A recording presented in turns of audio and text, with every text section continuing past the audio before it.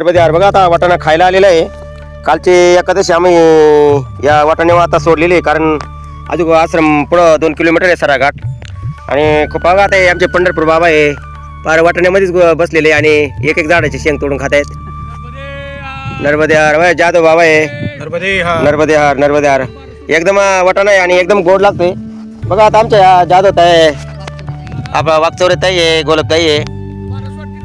हो 12 सोडतात भारत आणि खूप छान असा वाटाणा आहे. खूप लजरले नर्मदा मायाच्या तटावर आहे. बघा नर्मदा माया जुळजुळ वाहते. नर्मदा मायाचं पाणी प्यायचं, वाटाणे खायचे. खूप छान असा काबुली हरभरा आहे. खूप असा आनंद आहे हा नर्मदा माया तटाने. काल कोणतरी म्हणत होतं जबलपूर रोड ना सीधा पडेगा लेकिन नाही सीधा पडेगा. ये आनंद नाही मिळता ना नर्मदा माई का तट का. रस्ते रोड आपल्या गावाला थोडी कमी आहे. नर्मदा मैयाचा हा तट, नर्मदा मायाचे आश्रम आणि हे तीर्थ आपल्याला केव्हा भेटणार आहे बघायला. म्हणून याकरता आम्ही नर्मदा माया तटाने चालतोय. आजचा 17वा दिवस आहे. खूप छान असा आनंदात सकाळी गुलाबी थंडीत प्रस्थान झालं बरबेटी गावातून.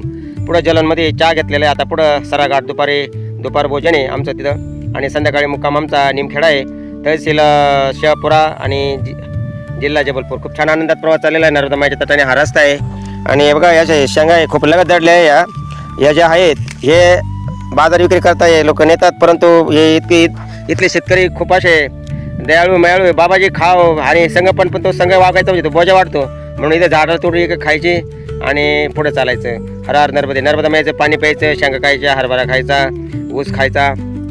जे मनात इच्छा येईल ती नर्मदा मैया पुढे लगेच ती उभंच राहतं आणि खूप असा आनंद प्रेम खूप घेत चाललेले आहे सगळे आमचे परिक्रमावासी. हर हर नर्मदे हर. आज